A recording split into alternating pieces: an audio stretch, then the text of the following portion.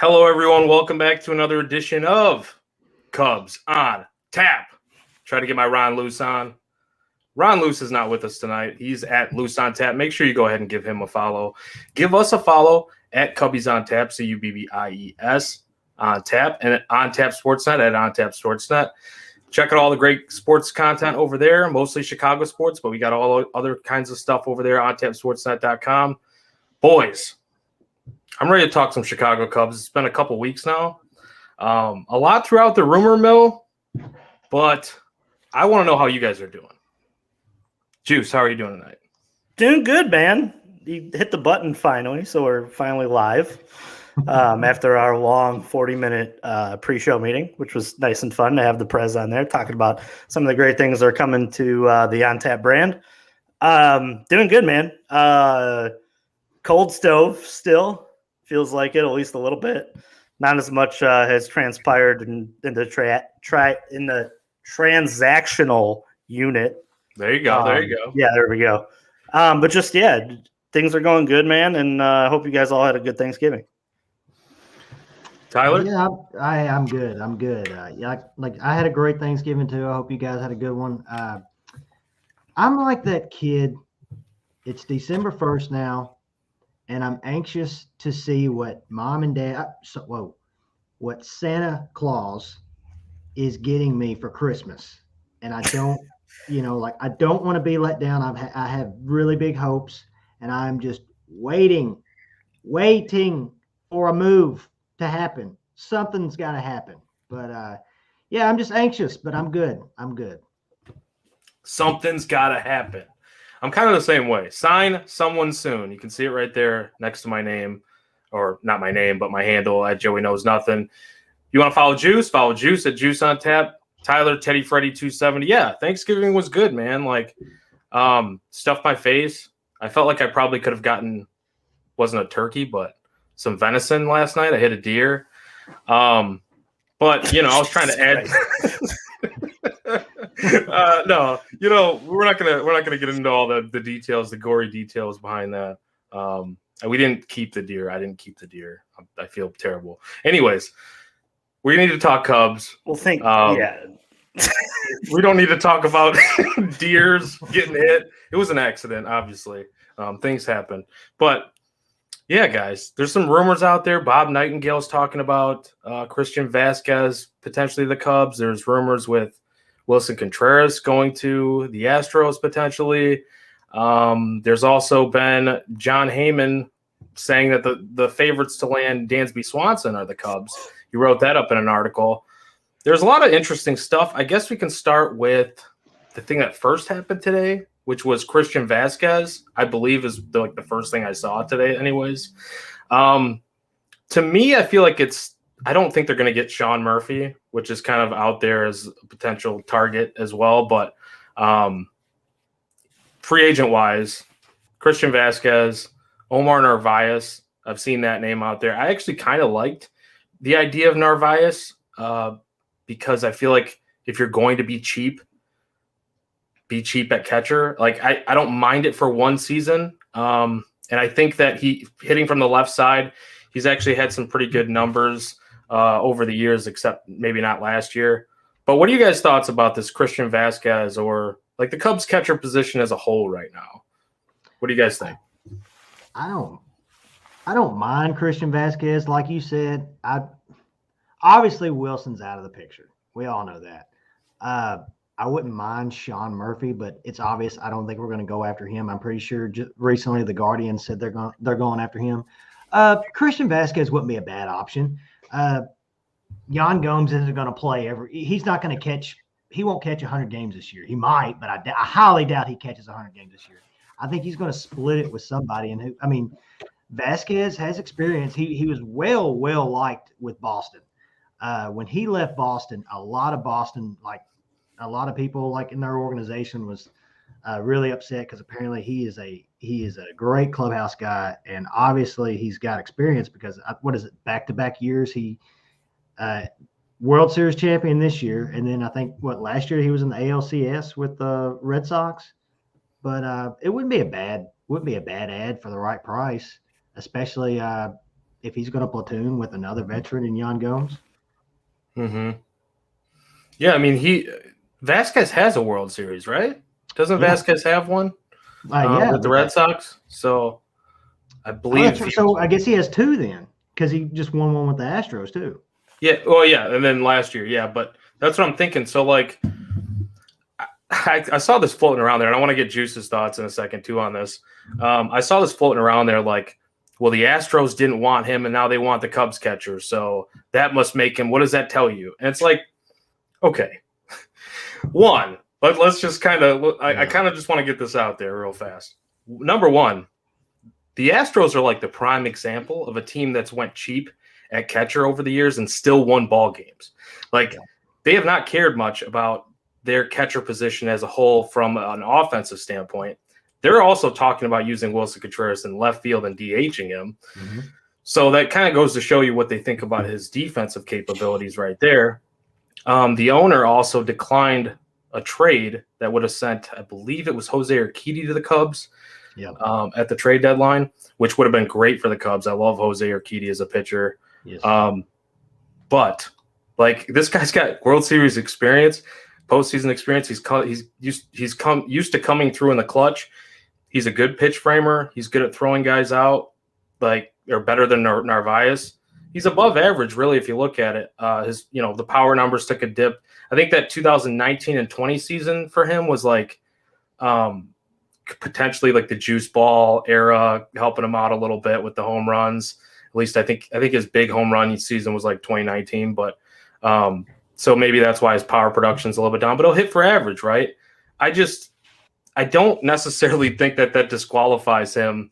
Like, oh, we're getting worse at the position. Obviously, the Cubs are looking at this from a standpoint willing to let go of Wilson Contreras because they are really putting an importance, I think, on the defensive side of the position and calling a game. He's the second catcher in history to call a no-hitter in the World Series. The second catcher in history. He called that no-hitter. Christian Vasquez did. It's true. Tells you something, right? So I don't think it's a situation where the Astros really don't want him. I think they're looking to upgrade the bats. Juice, what are your thoughts on this? I like it. I think this move in general kind of does two things too, because you're worried about first base, and we saw Higgins play a lot of first base down the stretch as well, and he had a good end to his season. And that's PJ Higgins, the catcher that we had, the backup catcher for the Cubs last year. Now you're able to kind of have more flexibility with him. Maybe you get him over at first a little bit more. Having three catchers on the roster, I think, isn't something that's a bad thing either, especially when one of them can play kind of around the diamond in PJ. But yeah, I was pulling up some of the stats on him and just kind of pulling up some of the things that I like. And if you're talking about, the baseball kind of changing in terms of like the bases being bigger and a lot of the moving part of the game taking the extra bases and things like that. Vasquez cuts down runners, man. He really does. He's great behind the plate. Fifth in here. Let me pull this again. I had all these queued up and then I lost my spot. So extremely well. Fifth in defensive run saved, 11th in framing, and 9th in overall defensive rating among catchers. So, I mean, if you're looking at like flipping it and having that guy behind the plate, you can call a game too, and buy you a strike while we still have, real umpires opposed to robot umpires. That's going to be a guy that you could pencil in there and buy some strikes for you and call a good game. I think too, like if you look down the stretch, I know when he got traded over to Houston, if you look at those batting numbers, he got traded over there and didn't have, the best, second half. But I mean, that was in such a limited role. They had Martin Maldonado out there that they loved him calling games. So he was more or less, the platoon catcher. So he never really got like a chance to be that everyday guy again. And he obviously, when he was with Boston, did a really good job of handling those duties. I'm okay with it. And two, like, I think that's a good sheep signing. I think the theme for like this episode is going to be guys that we're looking at that aren't going to break the bank, but they're going to win you ball games. There's going to be guys who look 2 to 3 win players that you're like, man, you're buying more out of that guy, and you're getting more bang for your buck based on what you're paying that guy.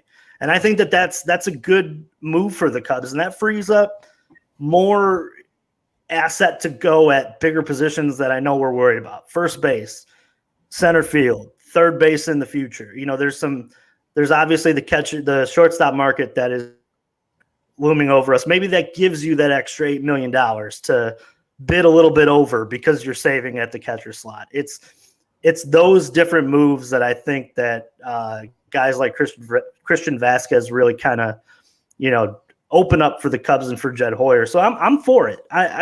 This is one of the moves that I actually read and I was like, this just makes sense. There's not very many of those that you see throughout the off season and you see that glaring positional need and you look at what he does well and the way that Jed kind of spoke in that postseason press conference and just kind of said, hey, this is what we need to be better at. And he kind of does those for not a lot of money. You could argue that Christian Vasquez after Wilson Contreras, you could argue that Christian Vasquez is the second best catcher available on the free agent market. Yeah, well, I think actually second best. And as far as defensively, behind him, I think he is the next in the free agent market, right? Yeah. And you can, and like what you were saying about Houston, like you can't knock Houston for. It's not like for anybody that wants to say like, oh, you're getting rid of Christian Vasquez, because he's not very good, and we're going to get upgrade. Like, it's Wilson Contreras, and right. I'm not saying that. I'm trying to be as I say that as unbiasedly, if that's even a word, as I possibly can. Like Wilson Contreras or Christian Vasquez. If you can afford it, obviously you're going to take Wilson Contreras. I mean, that's where we need to, like, as a fan base, understand, like, let's be realistic where this team is right now, right? All right. We weren't sure Wilson was going to come back or not. We were hoping maybe they could find a reasonable extension with him, like they were unable to do with all these other guys. But this team is not in win now. Like, it's not ready to go next season completely. No. Like, yes, we want to contend. As fans, we want them to spend money. We want them to contend next year. But next year's not go for it. The Astros are in win now, go mode. And there's a reason why they traded for him and they traded for Mancini last season. Yeah. And both of those guys actually struggled offensively with the Astros last year. And I don't think that left a bad taste in their mouth for going for it. But, like, they're like, let's improve the bats a little bit more because the pitching side of things, we've got that. I mean, the hitting is obviously great around it. But, like, they're looking for moves that put you over the top and not necessarily moves that, like, we're at right now to put us over. We need moves to get us there. So, like, you look at him, and not the only guy, like, switched midseason too. Josh Bell with the Padres.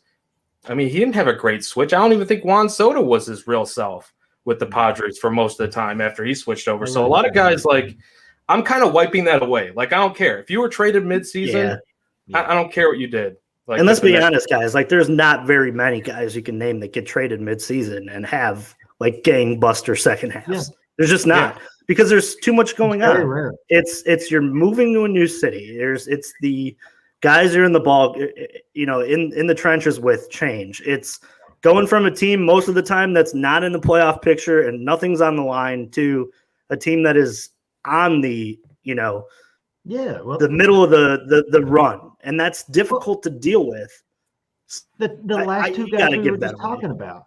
You just brought up two guys we were talking about that just Christian Vasquez went from the last place Boston Red Sox, bottom of the division, to turning around, catching in the World Series. But then you also got, speaking of Juan Soto, and Josh Bell, Washington Nationals to the San Diego Padres. And a lot of fans, I know, like you're saying, Juice, a lot of fans, I don't think they realize that, okay, yeah, you were doing good for the Nationals, so you're going to get traded over to the Padres, and expect to be the same guy. There's a lot that goes into that. But I got a question real quick because we were talking about the catchers. Are y'all cool if how would you guys feel if we didn't sign a catcher? I think that'd be okay. Like, are you good? Are you good with Young I'd still be Jones okay. and PJ Higgins? I'm a little nervous. I'm not going to lie. And I'll tell you why. Okay? Sorry. Go ahead. No, go ahead. Go ahead. And we can answer it right after whatever what you're going to say. Because Jeremiah brought it up. Are we, like, done with Amaya? or is I don't know that? if we're done with him. No, I guess I don't mean to say it like that, but like, is he just if something comes out of him, if he makes it, I think makes it's it, if he don't, I think it's just the whatever. sprinkles on top of the sundae if he ends up Gotcha. being anything. Yeah, I'm with you on that, Tyler. But yeah, Joe, go ahead. But yeah, go ahead, Joey. No, I mean, I think you're right. Like, you can't really. It's kind of like the Braylon Marquez situation to me Yeah, at this point, yeah. right? Like, maybe a little bit different because he actually got back to action last year and he was hitting, like he was DHing, and then maybe I think he got hurt again, and then it sounds like he's going to be catching in the spring or like behind the plate in the spring. So we'll see what happens with him. I mean, I'm hoping that he's going to start out in AAA. It sounds like so. It's not like he's far away. If he can get. He could be like down there all season though. Like that could take an entire season for him to get comfortable behind the plate, calling games, throwing guys out, the grind of a season behind the plate. Like it's like no else on your legs, like just the torture that you go through. Yeah. So, we might not see him this next year, if at all, but like, I'm hoping, still holding out hope, I guess. But your first question about, do I feel comfortable? Yeah. PJ Higgins and Jan Gomes all year. I like Higgins's flexibility, like Juice brought up. Yeah. Where he could play first base. He was horrible at third base. We're not trying that again. We're not doing it. I mean, in an emergency, we can maybe try it, but I mean, that's like a Wilson Contreras. Like we're fucking around today, and we're gonna put him out there. Which actually Contreras would be much better at third, but I'm sure because you heard it here first. They're signing Willie for third. That's what the Astros are doing exactly. And Scott Crawford, by the way, said bring Willie back. For third. And, for third base. Yeah, That's exactly what he said. Scott, we talked about this last night on Bears on Tap. You were throwing shade at my hometown, so you are not a state, as B-Don likes to say. But no, where was I at? Yeah, I don't really feel that comfortable because I feel like you brought up the points of why you would not necessarily feel that comfortable, and that's the injuries with Jan Gomes, and also like PJ Higgins behind the plate defensively.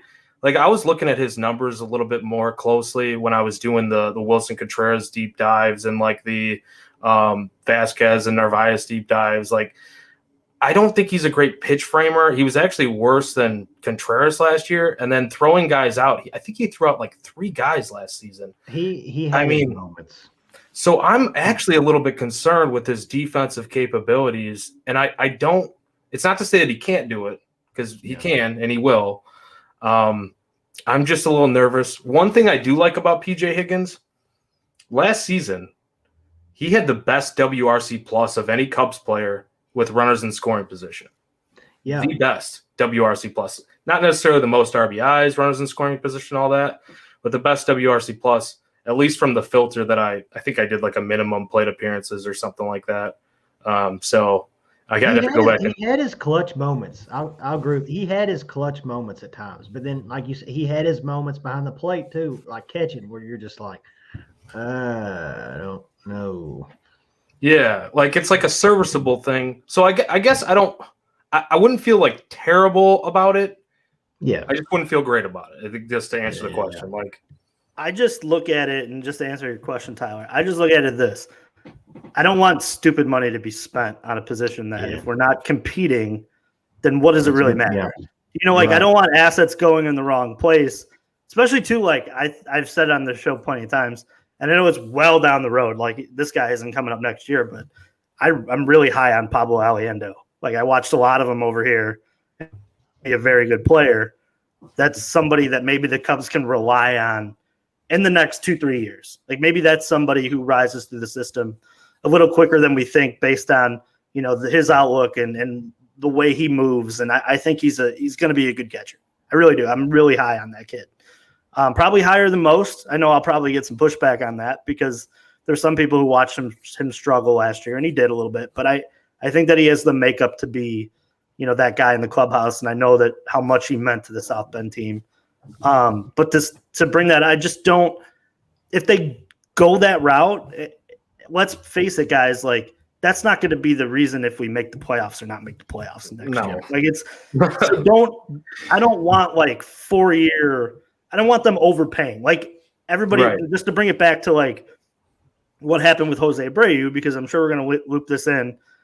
It was reported that the Cubs went 2 years, which I would have been okay with that.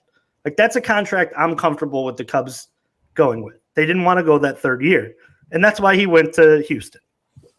I want those same situations to play out the same, minus the shortstop market.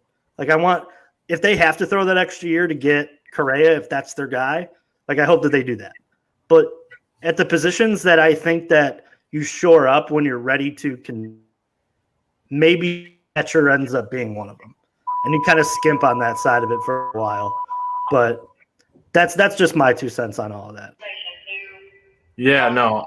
I mean, I'm in agreement with you, Juice. Like, I think that's exactly the route that they should take this next upcoming season. And for the reason why I also want, like, an addition there, and it would only be like a short term. If they go more than 2 years on a catcher, I don't really like that. Like, I just don't think you need to go more than like 1 or 2 years for a Christian Vasquez but like, I think it would help the pitching staff to have another strong, and while you're trying to build up like the Hayden Wesneskis and the guys like that. But you did kind of touch on first base. We kind of talked about it a little bit in Abreu, them not giving him the third year.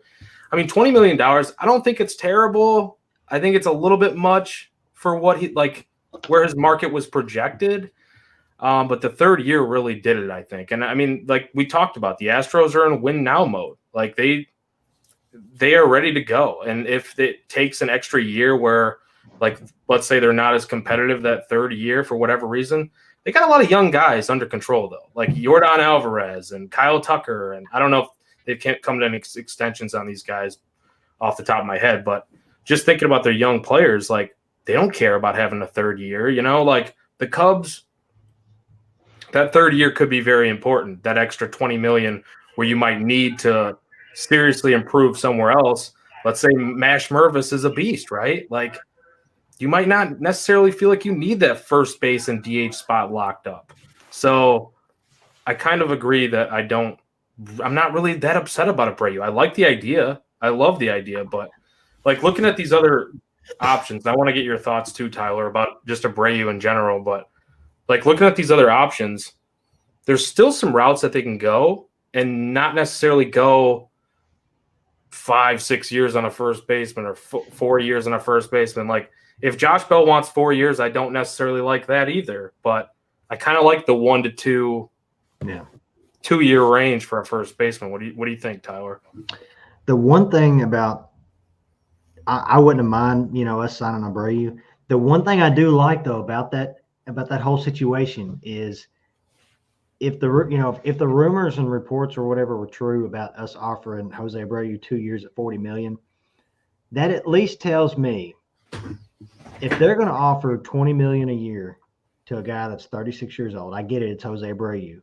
Hopefully that's a good sign as far as, hey, they're maybe that's their way of saying, hey, look, we're going to spend money, or at least we're going to try to, and we're going to try to get, whoever we're going to get, but we're going to spend money.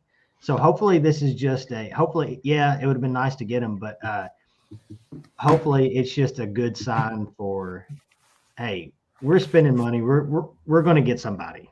So, yeah, like I said, he would have been nice. But, yeah, I agree. Like, Josh Bell would be nice too. But, yeah, 4 or 5 years, I don't know about that. I still, like we talked about last week, I would like Cody Bellinger, even though, he normally plays center field, but he can also play first base.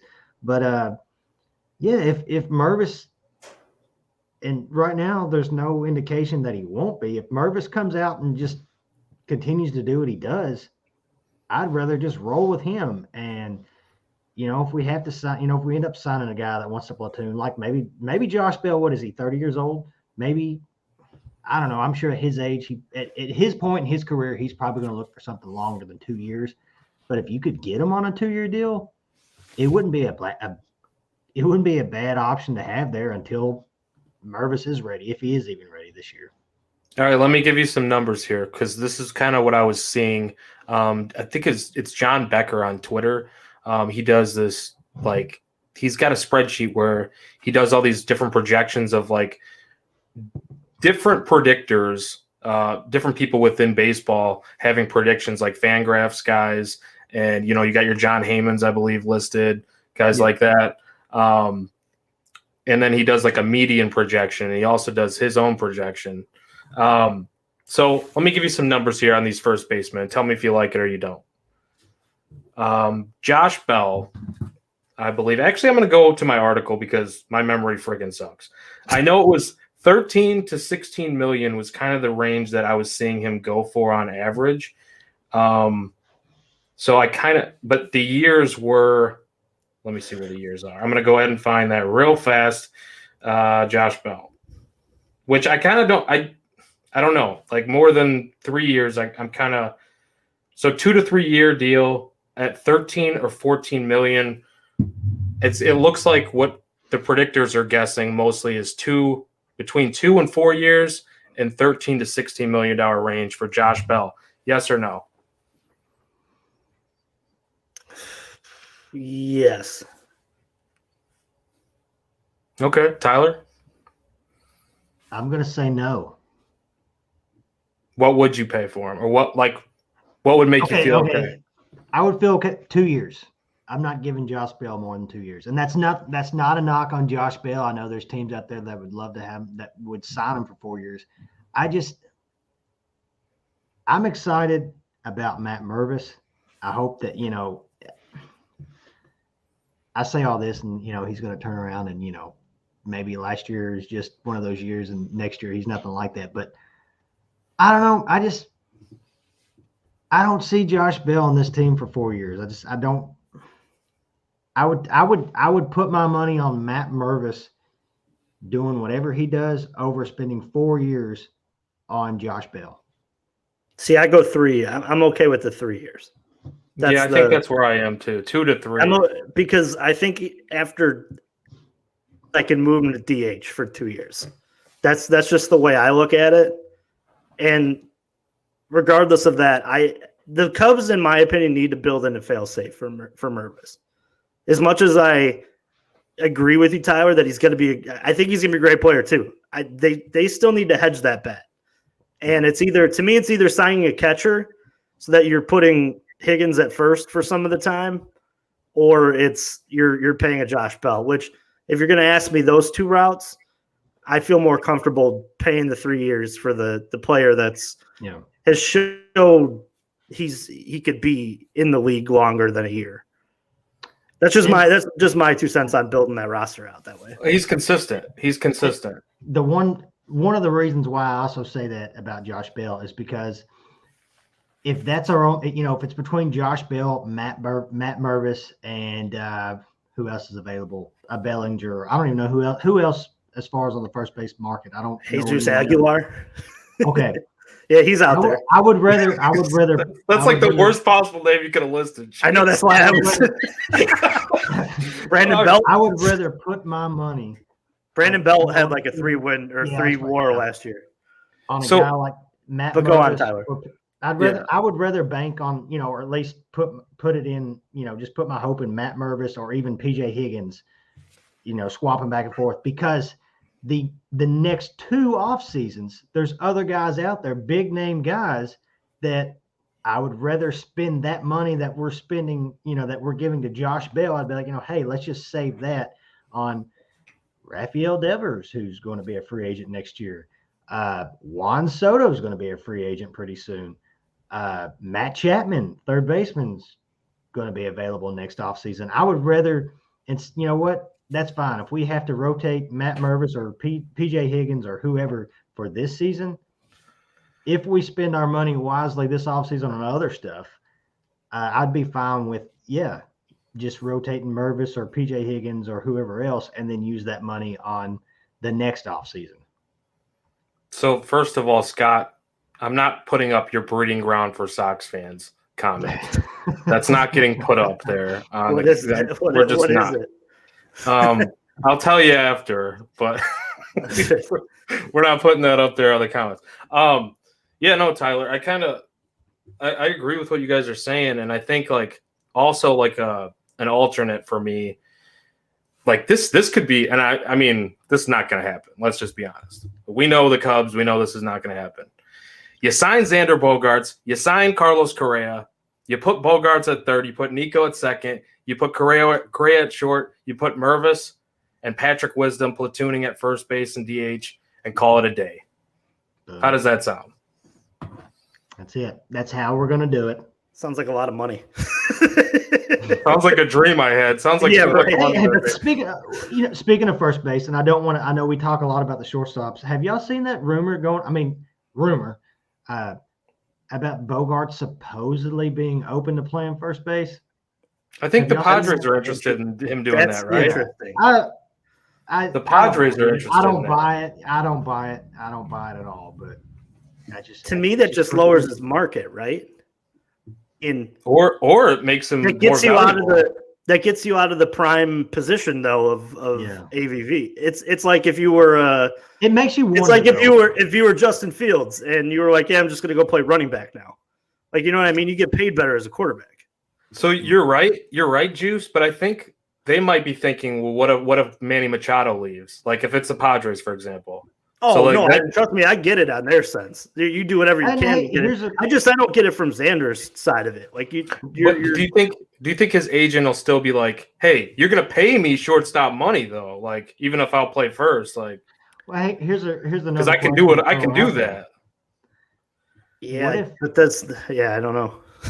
What if it's the Padres? Tough. It's tough. Not to turn this into a Padres podcast, but what if the Padres just happen to be thinking, hey, we got this far in the playoffs without that Tatis guy? What if they think about trading him?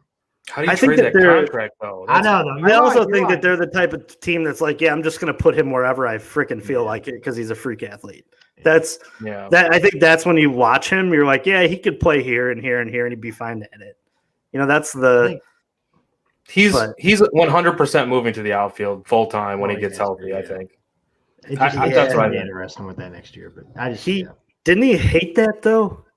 I don't know if he liked it or not, but I just think the injuries they're getting worried with him honestly at shortstop defensively, he makes flashy plays, but.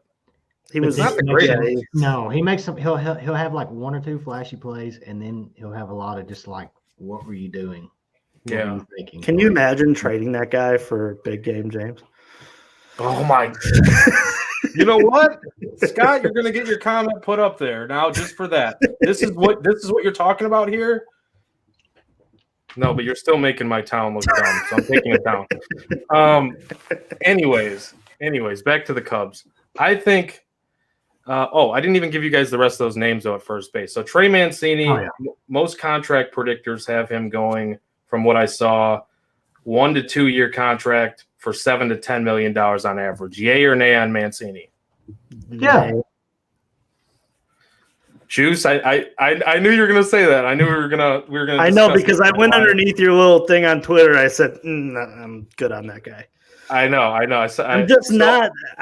don't get him. I'm sorry. Like, there's certain players you watch and you're just like, I don't get it. I don't get why he's so sought after. He doesn't do anything to me that is overly impressive. You know what I'm saying? Like, I got you. Okay. And I feel like I'm always going to be overpaying for a guy like that. And I'm going to be middling at that position even if I'm signing a short deal on that. That's just what if it was 2 years at $8 million a year? Well, $4 million. Wait, $8 million a year. Okay. $8 million a year. Yeah. Which I think I don't know. I think he might get a little more than that. He's probably gonna. I'm probably wrong, and somebody's in the comments right now putting up, WRC pluses and shit because baseball's weird and you can skew any argument that you want with a stat that exists. But I don't know. It's just like I'm a big eye test guy, and I watched him, and I'm like. No, I'm good. Dude, his first hit was like in the playoffs was the last game of the World Series, 20. He only had one hit in the World Series. Yeah, he was like, I will say, 0 for 20 prior to it. When he left Baltimore, he was the same guy. No, it's also, I think, a lot. He's not the same player that he was since coming back from colon cancer, which, I mean, how could you be really? Like, we don't know how that affects. Here we go, Tony. Paint me in the Joey. Paint me in the all Juice hates colon cancer survivor. No. How dare no. you, Juice? How Listen, dare coming you, from- Juice? Coming from a guy who was talking shit about John Smoltz when This like is true. Field of Dreams game, like come on, This is true. I can't say anything bad to you about what you just said about Mancini. It has nothing to do with colon cancer, why you don't want him as an option. But I was just waiting for you to paint me that way. I had to get in front of it, you know. No. I had to be my own little PR specialist there and put the We foot can't down do and that. say, I didn't Well, say everybody tries to spin something now, so of course they're going to spin it into Juice hates people with colon cancer. You know, yeah, that's going to be clipped now. Now that we just said that, it. somebody's going to put that on. This took a weird turn. Yeah, it really did. But we always do that, so that's why I love this This is show. true. Yeah. But go on about your Mancini love. Yeah, the man crush on Mancini. So I really don't. It's not necessarily that I love Mancini. I think he's really easy to root for, obviously, for obvious reasons. And just what it takes to come back from that type of thing, and then be playing even a near level of what he was. Like, I think he's a guy that can give you. Now, he was also a midseason. We talked about this. He was also a midseason acquisition or trade. And I think his numbers were much better with Baltimore in the first half of the season than they were in the second half. And also with him and Josh Bell, I don't think Josh Bell has any playoff experience other than last year. I think that was his first real playoff experience. Obviously with the Pirates. Nationals, right? Was he on that team, though, with the Nationals? Why do I feel like he was in the playoff? No, Zimmerman. When the Nationals won, the Nationals were 2019, right? Yeah. Bell was – I'm trying to remember if he was on that team. I'm looking it up right now. He was with the Pirates still. So who was it? Ron Zimmerman and – but now I'm trying to remember if they've made the playoffs That's what I'm trying. I think since they that did. team. I can't remember. was he on the 15 team? I thought I looked it up, and maybe I'm wrong completely. I'm probably wrong. This is horrible radio. Not even radio. It's just a podcast. No, you're right. Do whatever you want. Never. That's wow. I could have swore I saw it. Yeah, you're right. So, last year was the first year he made the playoffs. So him also, like these guys, and I don't think his postseason numbers were that great this past season or whatever. He had a clutch Yeah, home right run now. off Max Scherzer. I remember that. He did have so he had 2 home runs in the postseason, but he hit 250 with an OBP of 270. So, but like but hit well in the CS. He hit well in the CS. Yeah, Played all so this 5 is like, so I guess, and I'm not even like trying to spin this a certain way. I'm looking at it as like these guys can use that experience, like what they've learned between Bell and Mancini. Either one, I'm okay with. I'm just going to put that out there. Depending on the price, depending on the term, the length of the contract. I don't really want 4 years for Bell. I don't want more than 1 year for Mancini. So that's kind of where I'm at. I think a 1-year deal for like, I don't know, if you can get a steal between 7 and, I mean, if they had to go $10 million, I'd much rather put $10 million into Trey Mancini than $12 million a year for 2 seasons for Kevin Kiermaier. Like, I'm sorry. Not going to happen. Like, we'll get into that in a second because I got an entire freaking spiel with Kevin Kiermaier that I don't care who he's related to. I don't want him on the Cubs. For more than like 5 or 6 million at max. But the other guy that I want to talk about too and get your guys' thoughts, Luke Voit. Luke Voit, the predictions are saying like, just looking at like the average cost that it would take to get him. Let's see here. I think it's really hard to find the predictions like for Luke Voit. There was a couple of them out there. I guess if I had to guess, just looking at his numbers and what he's done, I would say just a little bit slightly below Mancini, and I'd said like 1 year, $6 to $7 million range, or like 2 years, $6 to $7 million a year. Would you guys be in or out on Luke Voit? I'm in on a year. I'm not in on 2 for that one. Well, let me just ask you this: Would you like 2 Patrick Wisdoms in your lineup? Well, Seriously. I mean, what are we trying to do this year? That's the other thing. Yeah. Yeah, true. But I mean, because he strikes out, he strikes out a lot, but he hits home runs. I'm with you. I would take no more than a year. So, all right. So I'm okay with in a platoon situation, obviously. Like, I mean, he's playing seldomly. Obviously, if he's here, you're giving Mervis the what 2/3 of the games, if not more. He's going to be playing most of the time, and I think Voigt could be just like DH mostly at that point. That's what I'm- and at yeah. the same time, though, Yeah. I would love. I mean, freaking Luke Voigt in a Cubs uniform, freaking jacked AF. Sure, I can root for that.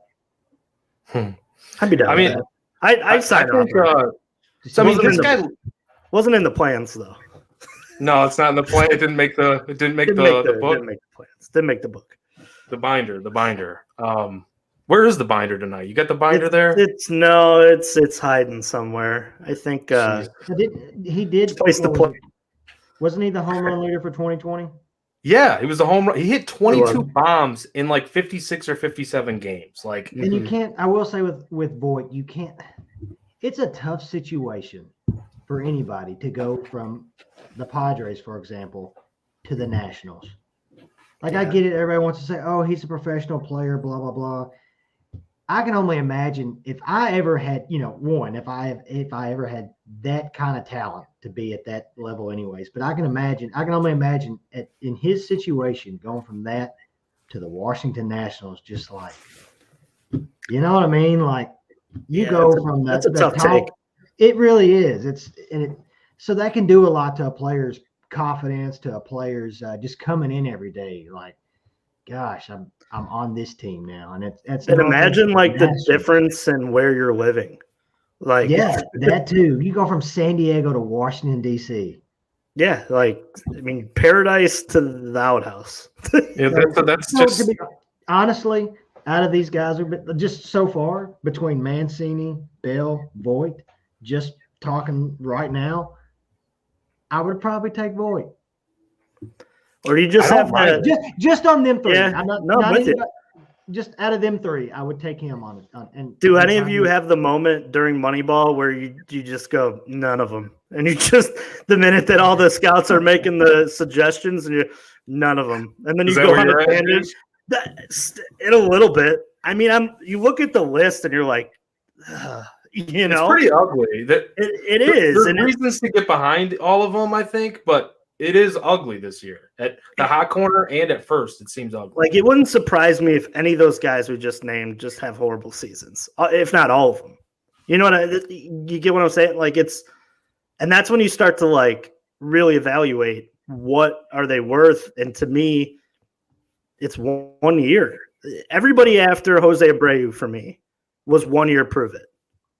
That at that place in the market, that's because, and I think the Cubs too, like they knew that, and that's why they offered so much in the 2-year run to Jose, thinking he would look at the AVV and go, oh, it's a lot more than I'm probably. But then when Houston came over the top, he wanted the third year, and you can't blame him. Yeah. And also you're going to a team for sure right now.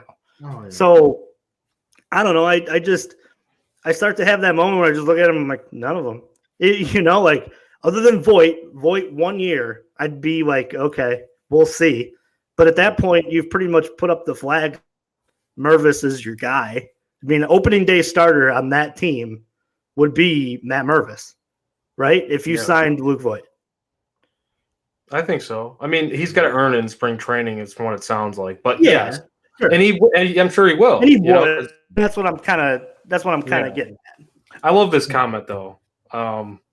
If we get Mancini, one of you guys has to wear a mankini. From Leroy Jenkins in the comments. I go. Ron's wearing the mankini. I was gonna say, which one of us is doing it? Like, which one's wearing the mankini? I'd blind all our viewers for forever if I wanted. I'm too hairy. It can't be me. I'm too hairy. It's got to be Ron. It's got to be Ron. That's great content, though. It is, and let's be honest. Like, Ron's not on here, so we get to just say it's him, Exactly. anyways. So we all voted. The three of us voted. Yes, Yeah. we just voted, Ron. Sorry, that's what you get for not being on the show tonight. I vote Ron, Jeremiah says too. And he also we go. says that Jed has he's studying your book right now, your plans book. He has it, he took it. He's studying your plans book. Good for him. Hey, the route to the next World Series is in that book. Just follow the plans. Yeah. With his Z. But no, I just I wanted to ask you guys this question. There haven't been a lot of names that have been crossed off of this list so far, as the stove is pretty cool. Is there any name that like jumps out that you guys are like, man, like I'm pissed off that name is gone and not a Cubs option right now? Oh, I thought you were gonna say something else. I don't know, Tyler, you got one? Pissed off that name. Maybe not pissed off, more or less like I wanted the Cubs to be I know on what you that mean, guy a yeah. little bit more. For me, it's Abreu. That was I got mine. one. And it's a guy that probably at the end of the day, I know we wouldn't have got him probably, but I wish we would at least tried. Clayton Kershaw. Okay. I could see that. I think he's a guy that, I mean, what is he, 34 years old, and he's arguably one of the greatest pitchers of our generation. And I mean, obviously I don't blame him going back to the Dodgers. I mean, they got a freaking system over there just like the Astros. I mean, they just know how to win every single year. But with us, and like I said, I know it would have been a long shot, and at the end of the day, we more than likely wouldn't have got him. I just wouldn't have mind, hearing a rumor or two about, hey, the Cubs are interested in Clayton Kershaw. But other than that, like the Abreu would have been nice, but I get it. It's Houston. But other than that, no, not really. That's fair. I think Abreu was mine, but it doesn't sound like they weren't trying. I mean, I only had one, and it's odd because he used to be a Cub, and that was Hamer Candelario. That was the only one where I was like, it would make a little bit of sense. Like him coming back to here, younger player, does a lot well, gets out of that shitty place in Detroit, gets to come here. What about I don't even know how to say his first name. Aristides Aquino. Yeah, I'm not here. He loves Wrigley. He does love Wrigley. He loves playing against the Cubs. He probably loves playing for him too. It's just a shame now. I think he signed with like somebody overseas. I'm pretty sure. Probably the Shanghai Knights or something, right? That's the basketball team. Do you bet on them overnight? That's like the 3 a.m. team. I don't know. I don't. The only real like deep barstool content I've ever taken in is Wonton Don over there and him going into the Shanghai Knights games, and that was or Shanghai Sharks. So yeah, I'm sure those games win. That's a fun video to follow. I gotta check that out. No, I was just curious, like, because there aren't a lot of it, but to me, like 1 year deal for the amount of money that Candelario got, like, why not? He plays a decent amount of positions in the infield. I know he wasn't great last year, but I mean, why not? He's 20? I think he was 29. I mean, that's not. He's had some success in the majors too. Like I know. Yeah. I mean, and he was a Cubs system guy. Like maybe they could tap into some of that. That's why I was kind of like, man, I really wish that there was some. I didn't even see a rumor that the Cubs were even interested, like at all. I didn't see it. Bringing it, which like whatever, it probably will wash out and it won't mean a damn thing. But that was just one guy who was like, yeah, that solved some problems, I guess, and it's good depth. But yeah, I think, and that was kind of one of the things that I was looking at with Luke Voit too. Kantrovitz signed him in 2013. Okay, or drafted him. He was in charge of the draft operations for the Cardinals in 2013 when Luke Voit was drafted by the Cardinals. So I'm thinking, I mean, that could mean nothing, right? It could mean absolutely nothing. But it's also like looking at those three that I kind of looked at as far as the first base options potentially that I would just ask you guys about as far as contracts. Would you say yes or no to between Mancini, Bell, and Luke Voit, which you guys can check out an article on ontapsportsnet.com if you want to see my first base options targets for the Cubs potentially. But they all crush fastballs. Like all three of those guys, really good numbers against fastballs. Their run value against fastballs and most of their hard hit rates and whiff rates. I mean, Voit just strikes out. So especially like the last couple of years. So his whiff rate, not as good against fastballs, four-seamers. But those three guys, the Cubs really struggled against four-seamers last year. Like for whatever reason, it was against four-seam fastballs. Their best hitter, run value-wise, who had a 4 run value, Wilson Contreras, he's a free agent right now. We don't know where he's going. Maybe the Astros, but he's probably not coming back here. That's a really outside chance that he even comes back here. I think that's pretty much put to bed at this point. The next best guy, Seiya Suzuki, had a 3 run value. And then after that, it was like 4 guys tied with 1, and everybody else was negative or 0 with the run value against four-seam fastballs. Even Nico Horner wasn't that great against four-seamers, really good against sliders. But, I mean, he's just a good hitter. He doesn't strike out, though, so, like, whatever. Right. But it's just something I wanted to look at because I'm thinking they probably want to target some hitters that can really hit a fastball. Like, if you're just trying to, like, balance this lineup, looking at how you want your lineup constructed, like, where are your weaknesses at against which pitchers? There's a ton of pitchers that throw just absolute smoke, especially out of the bullpen. They're just loading up and throwing four-seamers. Like, yeah, that's kind of what I'm right. Yeah, I mean that's looking for it. That's a good article idea too, Joey. To look, you probably follow the signings if you could pull up that data and just look through all the free agents. And I'm sure one of those guys is going to be, high on their target list. But no, it's interesting too. Like I always present the question of, is that the product of the players that were on the field and how they built that lineup? Or is that like a legit problem? Like, do you know what I'm saying? Like, if you're looking more or less at like a team that hits more singles and hit more home runs, it's going to be built into their aggregate when you're totaling that together, that it's probably a bunch of guys who aren't very good at hitting the ball out of the ballpark on four-seamers, because you would think that like power hitters, that's their bread and butter. You sit on a fastball and hit it a long way. Absolutely. And the way the Cubs lineup was built last year, it was built with, a lack of power and, more or less guys who put the ball in play. So my question then becomes like, does that just become like built into the equation for them now, that maybe they're just not too good at hitting four-seam fastballs? Because that's an issue. If that's a trend and that's something that's going to keep up with this philosophy, then teams are just going to start throwing smoke up your way, and it's just none of it's going to matter. So I don't know. It's just a good question to kind of pose to everybody. What you guys see? Do you guys think that that's like just the way you build a lineup, and this is kind of the future of that, or is just 1 year off where it was like it was just the guys who were in the lineup this year?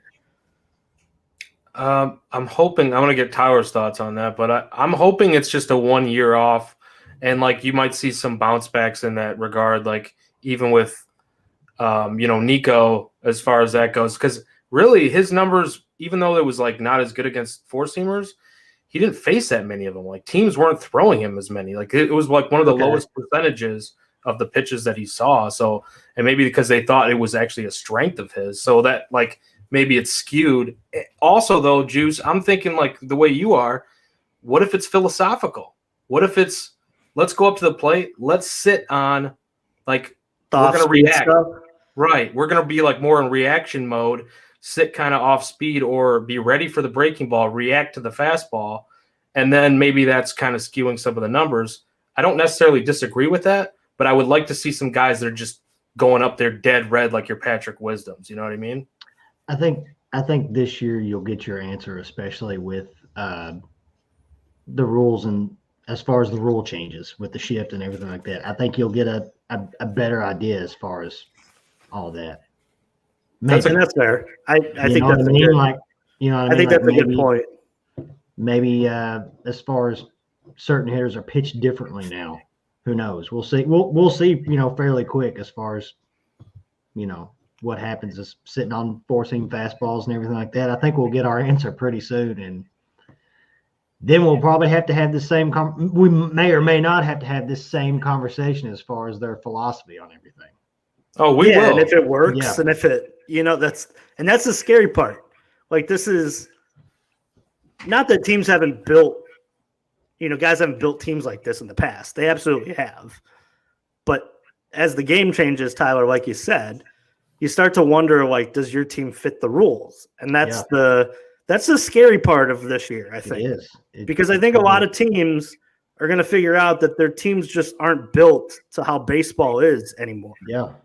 And that's going to be interesting to see how those teams this offseason prepare for that. You know, what is valued more now in a game that Exactly. putting the ball in play more now with no shift?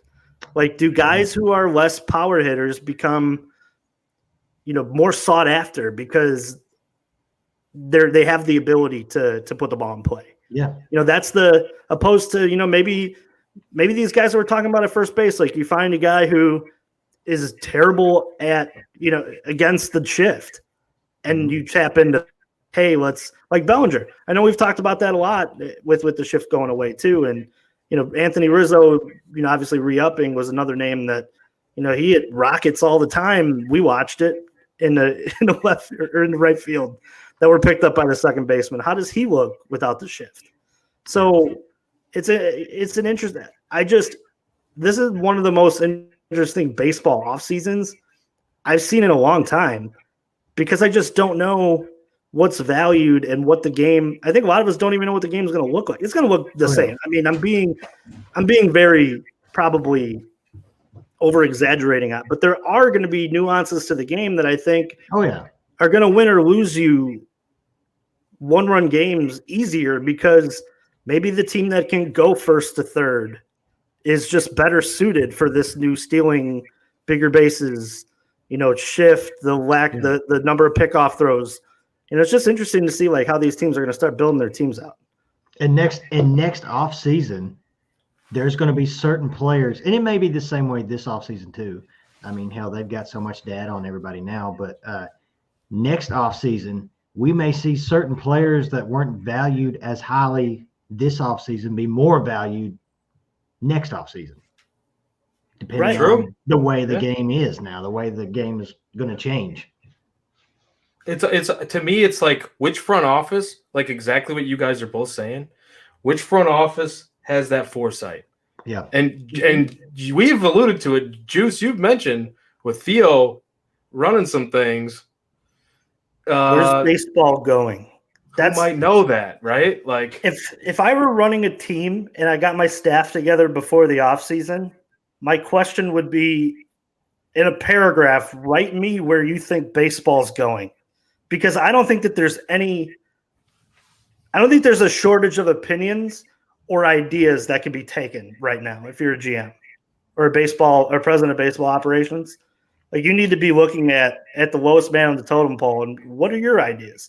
Because I truly think that, like, sabermetrics brought baseball further, right? The Oakland A's and the whole Moneyball thing, and that kind of brought every team to the sabermetrics and the stats of evaluating players.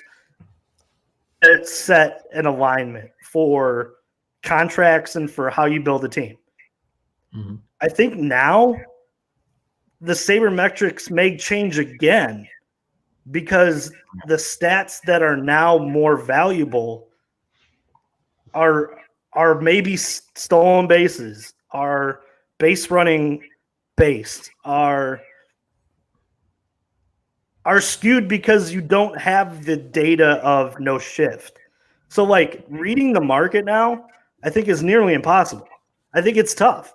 I mean, other than like sitting at a hit chart and being like, all right, who pulls the ball now, and which ones were going to be hits last year, and that's the way that you can evaluate, you know, if a 230 hitter or 220 hitter was maybe a 260, 270 hitter, you know, now that there's no shift. Which is interesting. Like, it's there. It's something to think about. It really is. Like, I baseball nerdiness that we all three of us have here, because we can sit and talk about like just random crap like this for forever. But it truly is like, these are the advanced conversations that I think are happening within organizations, because you got to shift look at the White Sox. I mean, are the White Sox prepared to play this style of baseball? I don't know. That's up to debate. That's up to debate. You know, I mean, they weren't built for this era, I don't think. Like, when you have that lack of speed, and that's the thing. Like, when you're building your team and you're stuck with that as your lineup, you're going to have to outslug some deficiencies that your lineup's going to have. And we just alluded to pitchers coming out of the bullpen throwing 101, 102. Like, that's not easily done. You know, it's 20 and 25 and 30 home run hitters are like gold now in a lot of ways, right? I mean, it's difficult to hit that many in a season. It's really interesting. I'm glad we're going to be having these conversations over the course of the next couple of weeks, because it opens up a whole bag of worms on how you can build a team and different, outlooks on what we all think is going to be the right way to build the Cubs, which I love, man. It's awesome. It's absolutely something to think about, and I love these conversations when we get into them. We start light and we build up into the deep dive type of stuff, I feel like. And then we can go back light, whenever we choose. But talk about hitting deers or whatever. Sorry about that again.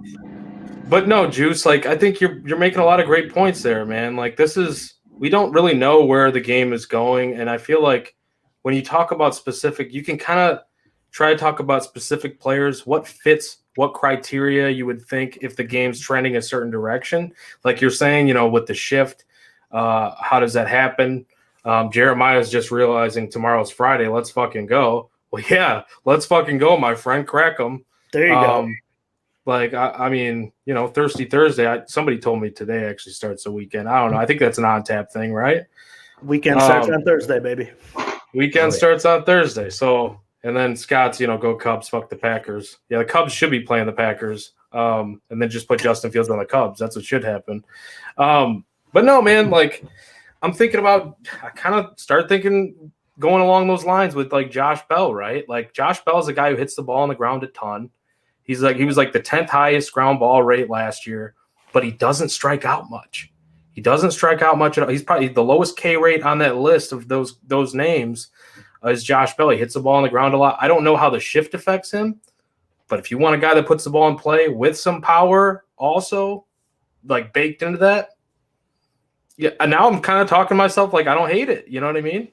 Yeah. Oh yeah, I agree. It makes you wonder if maybe I don't know. Do you think certain teams are skeptical to sign? Okay, these guys we've talked about: Josh Bell, Luke Voigt, and Trey Mancini.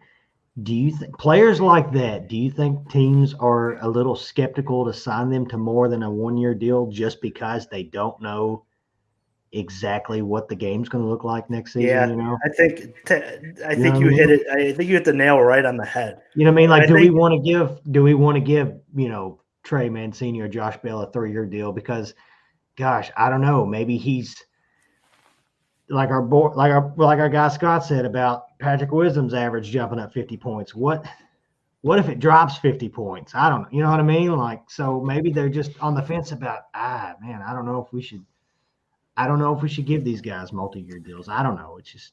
I think that there's a lot of that talk because I think you could loop it into the starting pitching market too. Like once teams start to move more on the bases, it becomes more important to be quick to the plate. And I think a lot of that, that lift time now from when you lift off the mound and move forward, I think that's going to be an even more evaluated, deeper dug into stat. Because I truly think that like the whole bigger bases thing is going to be just an amazing thing to watch next year. Yeah, I think I don't know if teams are going to go gangbusters and send way more often than or if they're just going to. Some managers may play old school and they may just be like, well, I still don't want to run into and out on the base pass. Yeah. You know what I'm saying? Like it's interesting, man. And I think a lot of it too is like how you build your team. And I think some are very like, I don't expect the White Sox to be stealing tons of bases next year with the lineup that they have constructed now. I don't think so, but who knows? Maybe they get people moving more often now. Yeah. They were expecting Moncada. I think fans in particular were expecting Moncada to be more of a base stealer than what he is. Like they're looking at him as like just one example, but yeah, I mean, I agree. Like, how is your roster built for this style of we don't know what style? And Tyler, maybe you have some finishing thoughts on this because I actually feel like this is a pretty good opportunity to move into a different conversation, but I don't want to cut off your thoughts on, the shift or No, like, different. Oh yeah, it just makes you wonder, like, even like when you're talking about with pitchers, like 2 years from now, like, okay, like today we say, oh, this guy has a 3 to 3.5 ERA. He has a under 4 ERA. 2 years from now, are we going to say, this guy has an under 5 ERA? He has a 4.5 ERA. And that, you know what I mean? Like I never really thought about that until literally right now. You talking about the base stealing and stuff. I don't know. It just who knows what it's going to look like in 2 years. And Tyler, to build on that, how many runs were saved by the shift?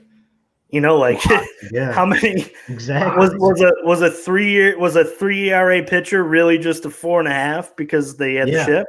Exactly. And that's The craziness is the crazy part of that too is we saw different examples of it hurting teams too. It helped a ton of teams, but like that's how you tie all this conversation of like we really don't know, because I think it was the Padres. They had players playing so deep on that in the right field, like you're in the middle of right field. You know how long of a throw that is to first base? Like you're basically playing right field and you're asking the guy to throw him out on a ground ball. Like that's not a ground ball at that point. Like, it's very, or how about the teams that didn't shift a lot last year? You're probably looking at your pitchers like, well, nothing much changes. But if you're a team that shifted a majority of the time, you're stuck in no man's land, right? Because you can't really say you know what you have. I mean, it's tough. I don't know. It's tough. We're gonna find out. All I know is I'm excited for it too. I'm excited too. I'm excited to see how these different GMs go about building things, building up their rosters, and then how the effects take place, like how everything kind of works itself out. But I wanted to move this to what we talked about pre-show, Tyler, and that was Matt Mervis on the Starting Nine podcast with Barstool Carl and Jake Arrieta, former Cubs legend. I felt like he brought up some really interesting points, and we're talking about all these rule changes here and things of that nature. He talked about on the podcast, which you guys should go watch that after you're done watching this or listening to this, whatever. If you have time, go watch that because it was really interesting to hear him talk. Matt Mervis, future Cubs legend, by the way. But he was talking about the pitch clock for a second. And he said as a hitter, now my thinking already before I even hear what he's about to say, like I've been thinking about this a little bit, and I think that minor leaguers that are coming up are going to be at a little bit of an advantage because they've been working with this, obviously. So it'll be easier for them to kind of transition into this. Mervis is a perfect example, a guy who's going to get possibly a crack at it opening day, right? He knows what the pitch clock's like. Like he's been over this.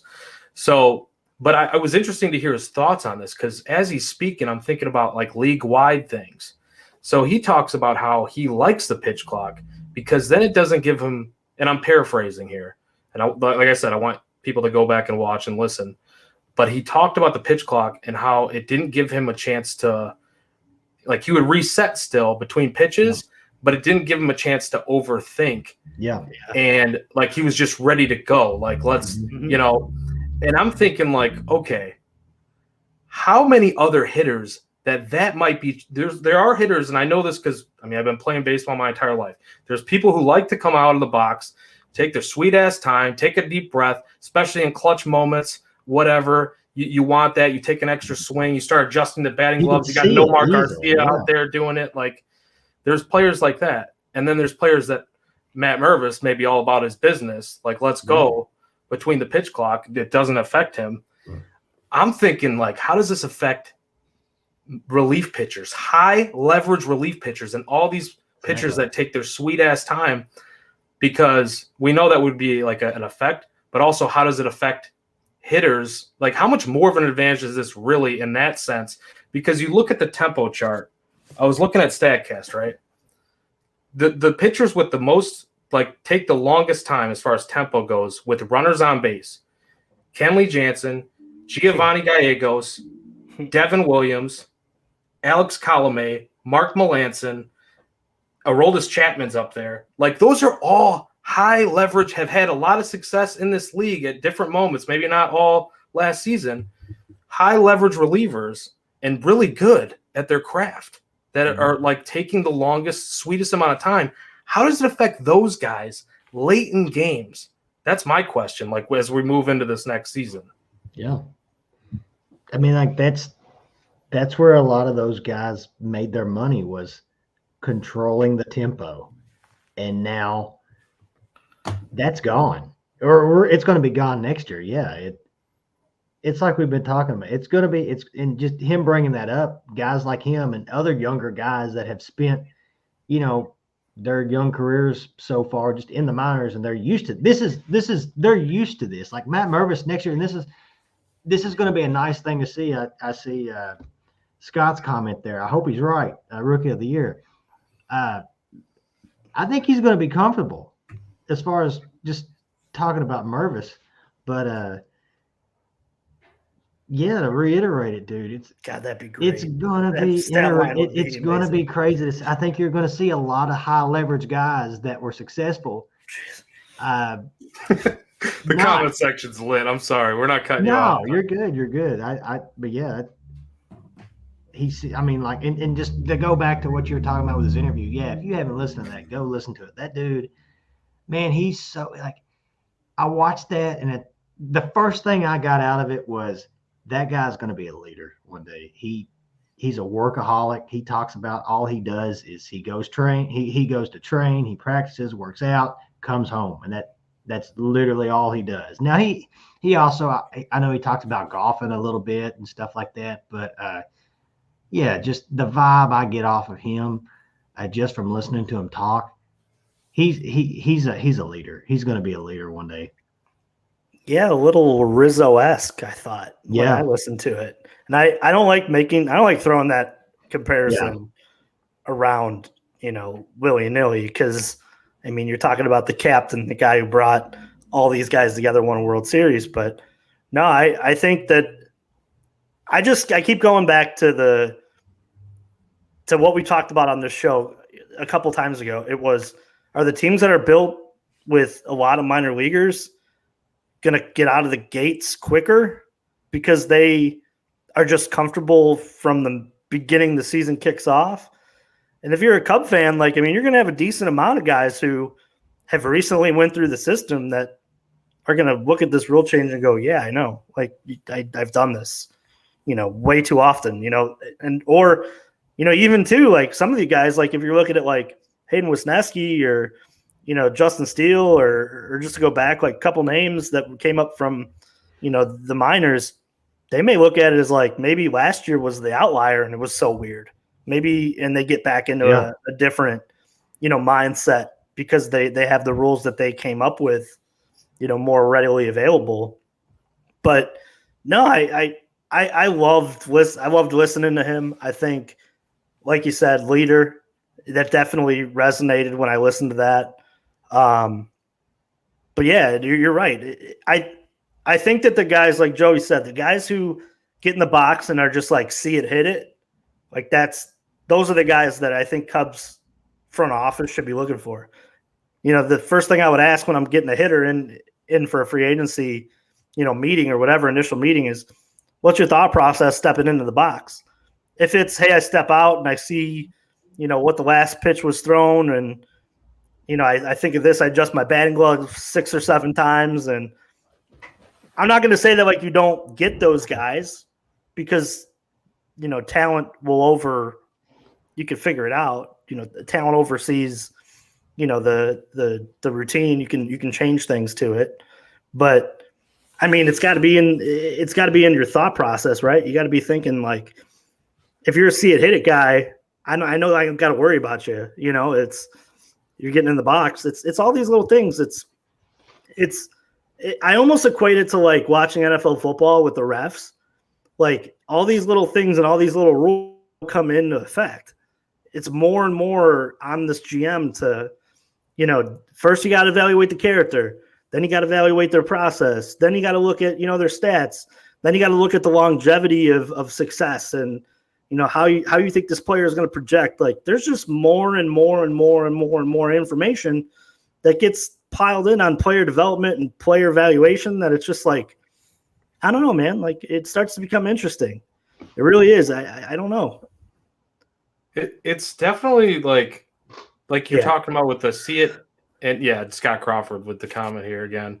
That's No exactly more would what I never make alluded to with adjusting the batting glove No. 7 times. Yeah.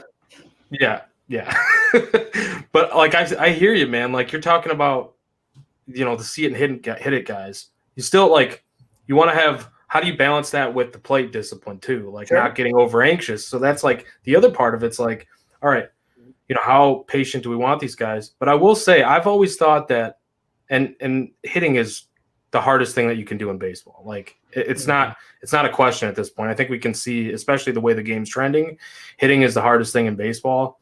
And look at from the mental side of things too, right? Not every pitcher has to know how to attack each hitter because they get that information told to them, right? Okay. Like they can just be like a Chris Sale type, who I feel like he never shakes off his catcher. I think that's what he said too. Even he just never shakes off his catcher, just has to execute the pitch, right? Just go attack it. Whereas like a hitter, not saying every pitcher's like that. You got your Kyle Hendricks out there who very professor like this guy will study and research everything about a hitter and like put in the film work, all that. But then you have, the flip side of that with like the Chris Sale types, a lot more of those guys too, I feel like, where they just have to execute the pitch. Whereas the hitters, they have to think so much more mentally as you're up in the box. You got to think about where he's going to attack you in the zone. You got to think about what pitch he's coming with next. You got to try to catch up to 102 miles per hour. You got to try to react to a breaking ball. Maybe it's a split finger. Maybe it's a change. And then you don't even factor in the fact that you might have to positionally, where do you want to position yourself on the diamond? Am I trying to push the ball to left field or right field? Am I trying to hit in the air? Are there guys on base? Like, get a sac fly? Am I trying to hit a guy in from third base? Like I can hit a ground ball and just move him in with 1 out and a guy at third. Like a lot of things that you think about as you're up there as a hitter. Whereas this pitch clock, you might not be thinking as much. And that's kind of like I could spend all day sitting here talking to you guys about like. For some, I think it's going to be a good thing, and for some, I think it may be horrible. Yeah. I'm gonna say that.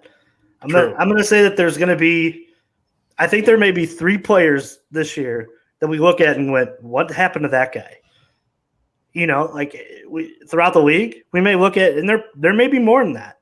But there's going to be – That's a great – sorry, Juice, go ahead. No, but there may be like 3 like very public players that we look at and go, man, what happened to that guy? And then you're going to hear, oh, I hated the rule changes. I hated how this switched and – I couldn't deal with, I needed my routine. And when they cut out my routine, it threw me all off. Because as much as Joey, hitting is, and Tyler hitting is, it's routine. It's the hardest thing to do. And it's routine. Like Yes. Baseball players are one of the most superstitious people ever.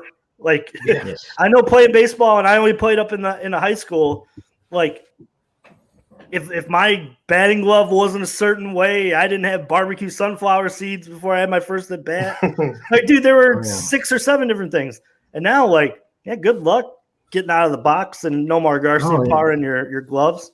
They have next year. Watch these older veteran guys. Miguel Cabrera, who just announced his retirement after next season. Watch a guy like him.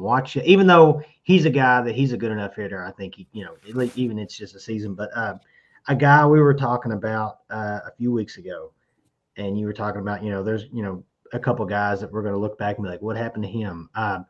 Nelson Cruz. Yeah, guys like that have been used to their routine, that like to take control of the box when they're batting. This is my bat. I don't care what I'm calling time when I want to call time. I'm taking my time. Blah blah blah.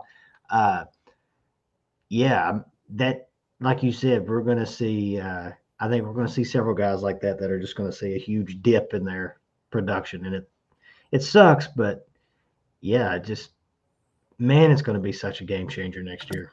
But in a way, it's better for the game, isn't it? Yeah, it is. Oh, yeah. I mean, I agree. Unpredictability. Yeah. I mean, baseball's already so unpredictable, like this, just adding layers to it. Yeah. This is an awesome conversation. And you're still going to have you're still going to have the old farts that, this ain't the baseball that I grew up with back in my day, blah, blah, blah. And it's like, dude, I get that. But we all know that something, stuff has to change. We have to change. I mean, because to just the average person, looking at this, oh my gosh, this is boring. Like, it's obviously, we all know it's all about getting more fans into the game. And if you just sit down and watch it and think about it, like, it's going to be beneficial. I think it's going to help the game in the long run. I think it's going to get more people to watch. It's going to get more people to like tune in for everything, because I think we're going to get more action.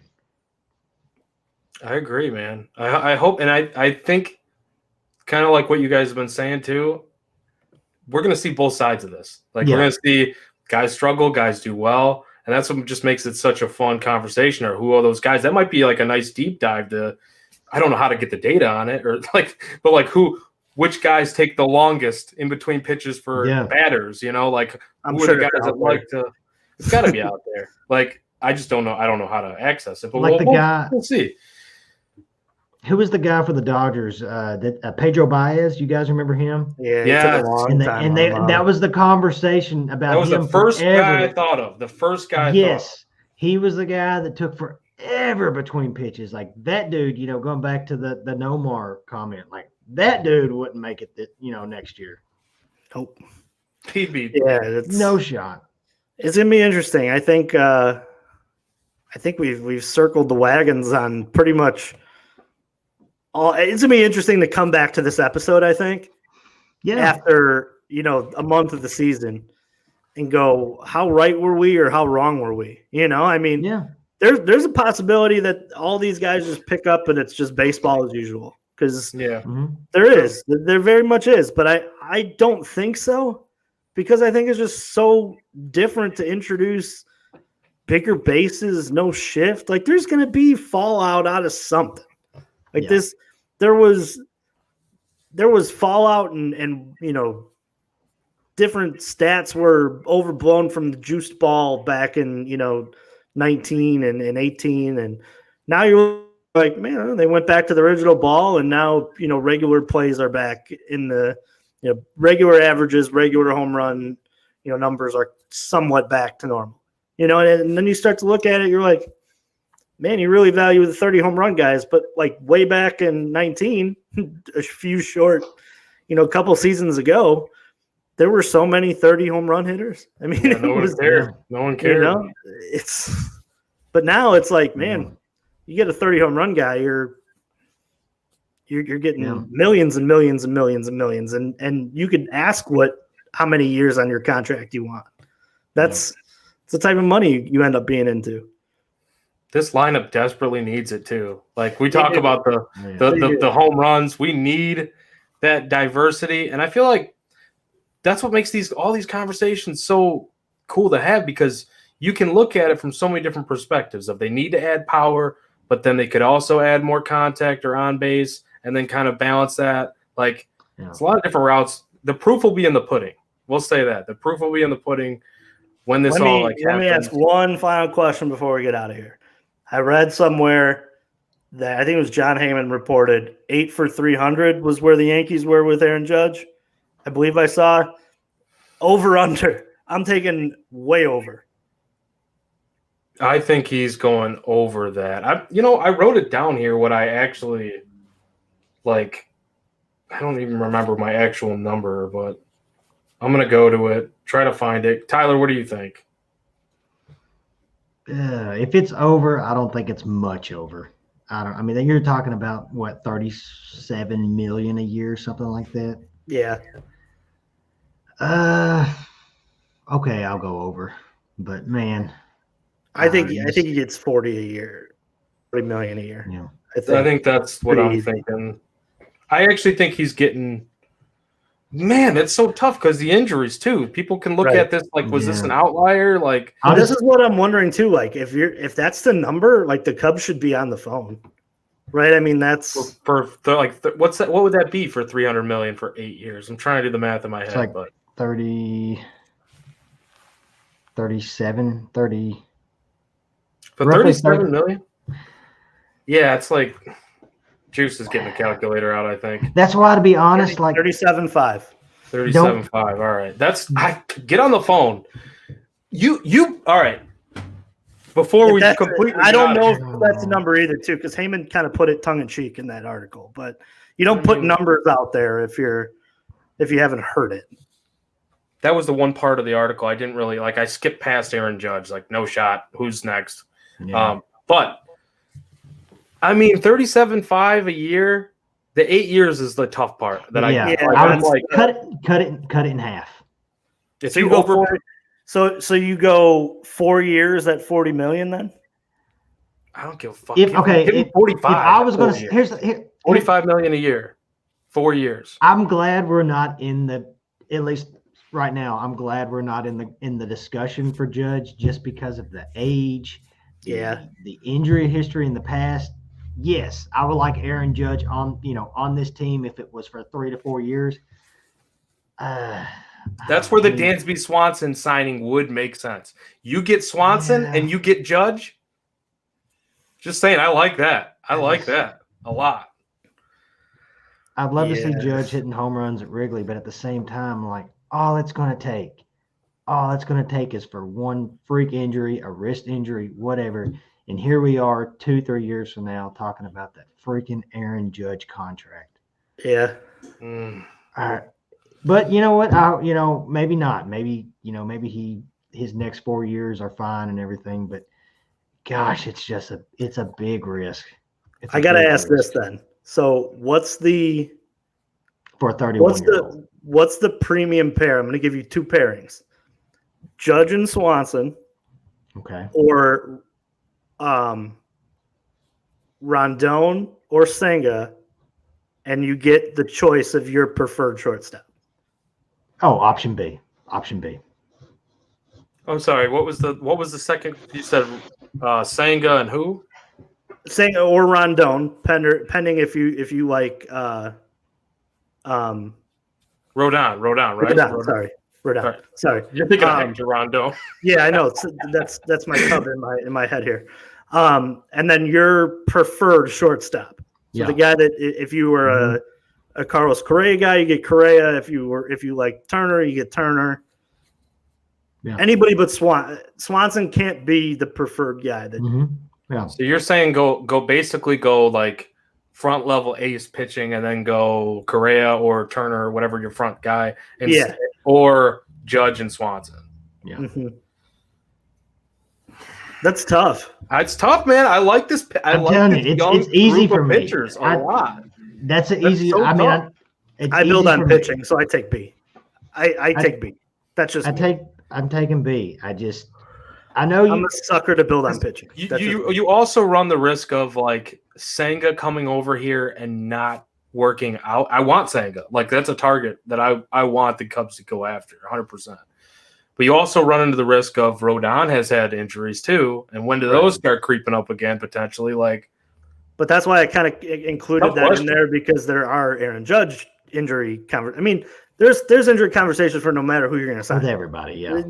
Anybody can get hurt too. It's like I take option B because I built through pitching, and I think that when you add a premium shortstop, you're adding more to your defense too.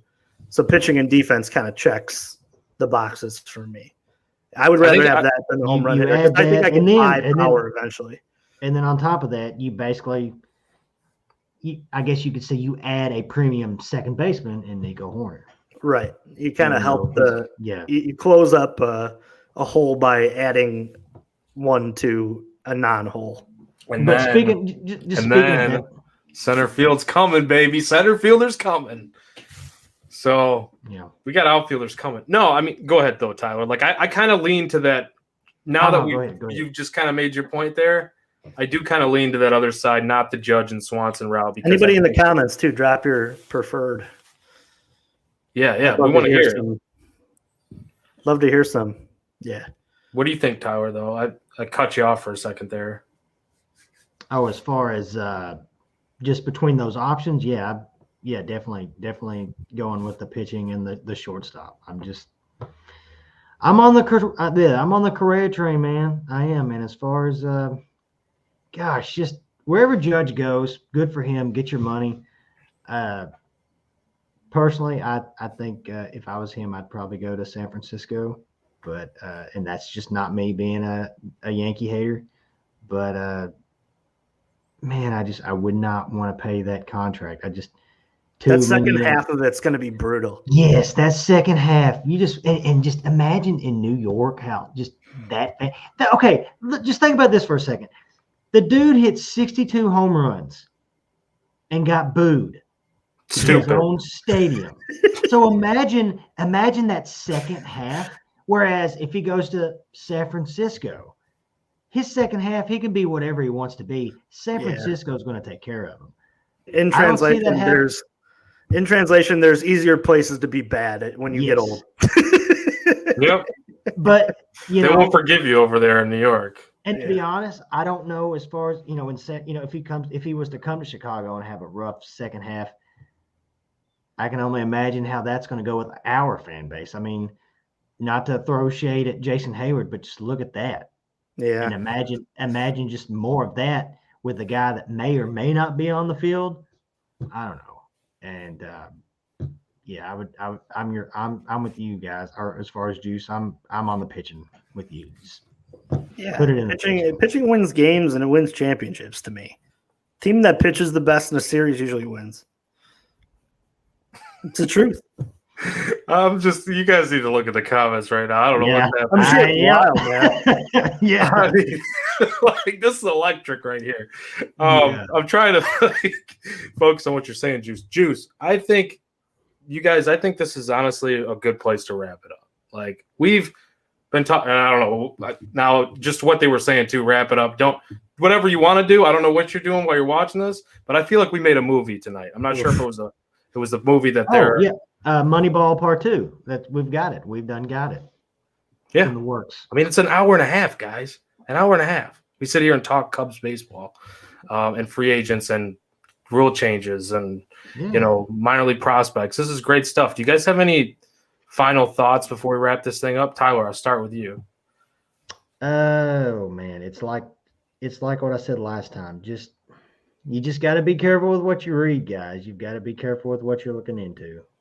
But man, I hope something good's coming soon. We've got the winter meetings. Sunday? Yeah, coming up. Yeah, Sunday. Well, just quick question: yes or no? Winter meetings. Do we make a deal or not? Absolutely. We make some kind of deal. We don't have to say what. We don't have to sit here and predict what. Well, you guys. So hopefully we do something this winter. I think to be honest, my personal opinion, I think a lot of crap's going to happen in the winter meetings just because it's been completely quiet for the past 2 weeks. But yeah, I agree. I think we're going to do something. But I'd say no. Yeah, that's just me. No, I'd say no. I don't think. I used to think that the winter meetings was the time to do all that, and now as I get older, I less and less think that. It seemed like that was the practice like 10 years ago, right? And now we don't see it as much. I don't remember like the last big winter deal. 19, I want to say between 19 and 20 was the Garrett Cole and the I think that's fair. Made his extension, but I don't know about 21. I'm not sure if there was nothing really. I don't know. I feel like the last 2 years though, because they haven't been in person. This year, the first in the last 3 years, I feel like the GMs at the first like GM meetings they did a little while ago kind of just like set the stage of like none of the players were there either. Hey, we'll see you back over here in a little bit, my friend. Let's think about what you really want to do and you know who to talk to type thing. So okay. And we'll see. Rumor has it. There's another podcast I was listening to. Rumor has it that Bogarts supposedly might be in the area. As far as in San Diego, so I don't know. Maybe one of the shortstops goes sooner rather than later. And supposedly Judge is making his decision pretty soon. Maybe he does that next week. Oh, I was under the impression you were talking about a trade, not a free agent deal. Like I remember the winter meetings being like very deep, like trade friendly, because they're all in the same room and a lot of the conversations can happen. Make a free agent deal. I think so. I think then we absolutely probably make. I'll take anything right now. Yeah, anything. I don't care. I mean, I think we're at this point we were trying to talk our way through the Cubs just doing something and being on the mic for us to talk about. But nah, man, I think we do. I'll resend my no to yes. So we also have somebody that wanted to send a super chat, which I mean, look, yeah, give us the subs. We need the subs. Go ahead. I mean, that'd be awesome, man. We appreciate you guys. But yeah, no, I kind of agree. Like that, this will be the signing and trade. I think we're gonna get both this week. It's too long, man. It's too long of like for this year. I mean, I know there's gonna be guys that are gonna be waiting out. I do feel like the first big free agent to sign, the Cubs will go after will probably be a catcher. Not big, but like first move they'll make will be a catcher because Yan Gomes was the first signing they had last year, I believe.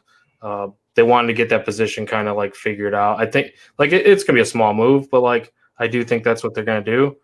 But yeah, guys, we need to wrap this up. 1:36 on the clock. I don't know why I always refer back to the clock if like it actually means anything. We're just three guys sitting here talking. We wish we would have had Ron with us, obviously, but that'll be the next show. And then stick around because we might have a surprise for you coming up. Like we might have a few guests here in the near future. We're already kind of like lining those up, but yeah, I mean we appreciate you, Uzi. Like. We definitely appreciate you guys in the comments. Yeah, just the atmosphere. We try to make this thing as organic as possible. 4 guys, including Ron and all the other guys at Cubs on Tap that, write articles and stuff, contribute. We just love baseball, love talking Cubs. That's pretty much it. But check out all the other content. Word on the street. Some of us might be at CubsCon. So if you're going to be there, give us a holler. Yeah. I already said on the last show, whoever comes up, that's one free beer on Juice. Boom. There you go. Says, hey, I listen to the show. I enjoy you guys. And then let's have a beer and we'll talk about hopefully the Cubs making some big splashes. Yeah. I like that. You're buying us one too, though, Juice, right? Of course. We're going to have the on-tap credit card flowing.